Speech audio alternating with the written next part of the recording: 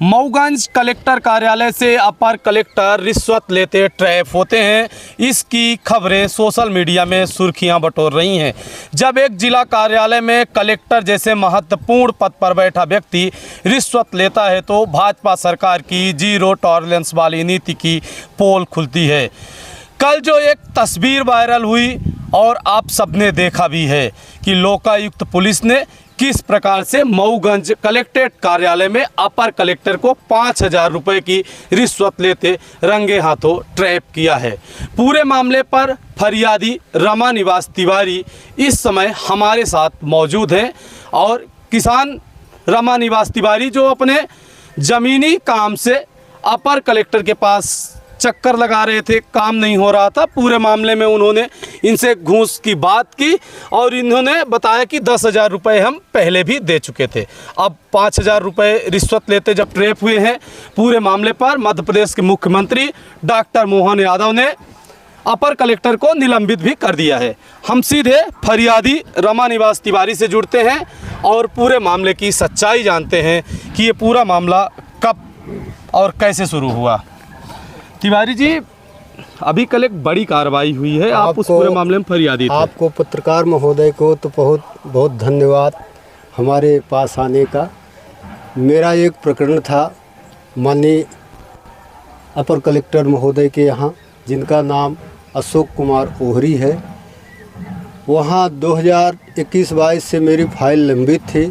उसमें high court उच्च न्यायालय ने उसके खिलाफ स्थगन दे रखा था मेरे पक्ष में कि कोई कार्यवाही अधीनस्थ न्यायालय जब तक मेरा अग्रिम आदेश न हो तब तक न करे। फिर वही श्रीमान कलेक्टर महोदय ने, मैंने जाके निवेदन किया, अपने अधिवक्ता के माध्यम से रिकॉर्ड पेश किए। फिर वे कार्यवाही पर उन्होंने रोक नहीं लगाई। तब हमने कलेक्टर महोदय श्रीवास्तव साहब से मिला और अपनी फरियाद और पीड़ा सुनाई, तो उन्होंने उस पर कोई विचार नहीं किए। तो फिर हमने बार बार उनसे मिलते रहा, चक्कर लगाते रहे। तब उन्होंने कहा कि आप फैसला अपने फाइल में कराना नहीं जानते हो, कुछ विचार करो तो फिर हम विचार करें। तो हमने, ऐसा किसने कहा? कलेक्टर अपर कलेक्टर ओहरी साहब ने। हाँ। तो हमने पूछा कि श्रीमान बताइए क्या मार्गदर्शन है। उन्होंने कहा कि तैयार होके आए, कुछ खर्चे वर्चे लगते हैं। तो हमने कहा कि हम तो गरीब आदमी हैं, किसान, ऐसा करना हमारे लिए तो असंभव है। तब उन्होंने कहा कि तो फिर क्यों हमको परेशान कर रहे हो, क्यों बार बार चक्कर लगा रहे हो, छोड़ो। तो हमने फिर मजबूरन 10,000 रुपये की व्यवस्था करके जब उन्होंने मांग किया तो उनको ले जाकर दिए। फिर भी मेरा काम नहीं कर रहे थे। हमको अपने निवास रीवम बुलाए, वहाँ हमने गया तो वहाँ उन्होंने कहा कि अभी और कुछ आपको करना पड़ेगा, मऊगंज आके मिलो। जब हमने मऊगंज गया तो उन्होंने एक सादे कागज़ में अपने कलम से 10,000 रुपये रिश्वत की फिर से मांग किए। तो हमने निवेदन किया कि श्रीमान जी, मैं एक कृषक हूँ, गरीब आदमी हूँ, मेरे पास पैसे नहीं हैं। तो उन्होंने जिद कर दिया। तो हमने 5,000 रुपये देने के लिए दोबारा स्वीकार किया कि 1-2 दिन के लिए टाइम दे दीजिए, मैं कहीं से व्यवस्था करके आऊँगा।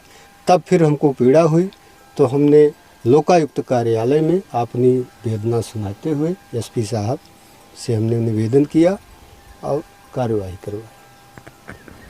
लोक की शरण में आप गए और कार्रवाई हुई, रंगे हाथों रिश्वत लेते अपर कलेक्टर ट्रैप भी हुए। लेकिन इसके पहले भी कई कार्रवाइयाँ आपके द्वारा कराई जा चुकी हैं। भ्रष्टाचारियों के लिए आप काल बन गए हैं, ऐसा लग रहा है। इसके पहले भी 3 कार्रवाइयाँ शायद आपने इस अपर कलेक्टर के पहले करवाई हैं, जो लोकायुक्त ने ट्रैप किया है रंगे हाथों। उनके बारे में बताइए कि क्या कैसे था। इसके पहले कितनी कार्रवाइयाँ आपके माध्यम से? मेरे माध्यम से 3 कार्रवाई और हुई थी। एक डॉक्टर साहब थे त्योथर हॉस्पिटल में, बीएमओ थे, उन्होंने फर्जी एमएलसी देने के लिए तैयार थे हमारे जनों के विरोध में। हमने निवेदन किया कि जब कोई मारपीट नहीं हुई तो आपने फर्जी एमएलसी न दीजिए। तो उन्होंने पैसे की मांग किया कि रुकेगा तभी एमएलसी, जब आप भी पैसे की व्यवस्था कराएंगे। तो हमने फिर मजबूरन होकर लोकायुक्त की शरण में गया था और कार्रवाई करवाई थी।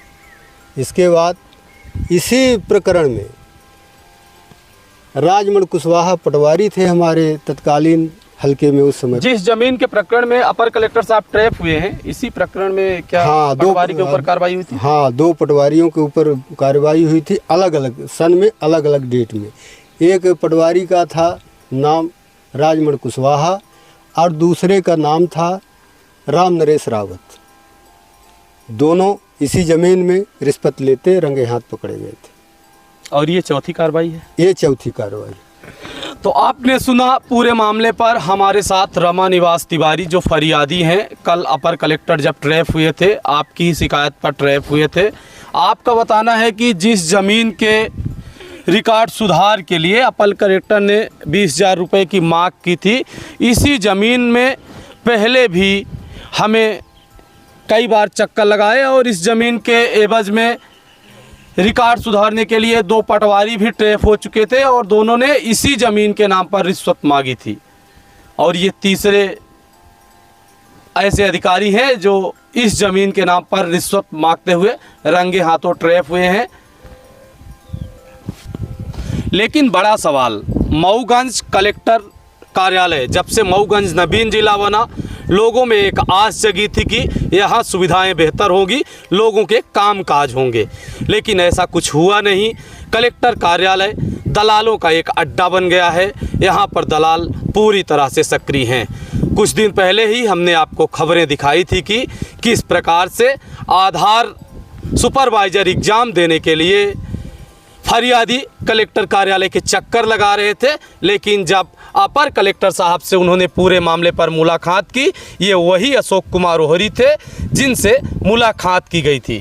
मुलाकात करने के बाद शायद उन्होंने चढ़ोत्तरी ना दी होगी, तो अपर कलेक्टर साहब ने कहा कि हमें इस मामले में कुछ भी जानकारी नहीं है। और उसके चंद दिनों बाद ये ट्रैप की कार्रवाई पूरे तरह से मऊगंज कलेक्ट्रेट के जिम्मेदारों पर कहीं न कहीं सवालिया निशान खड़ी करती है।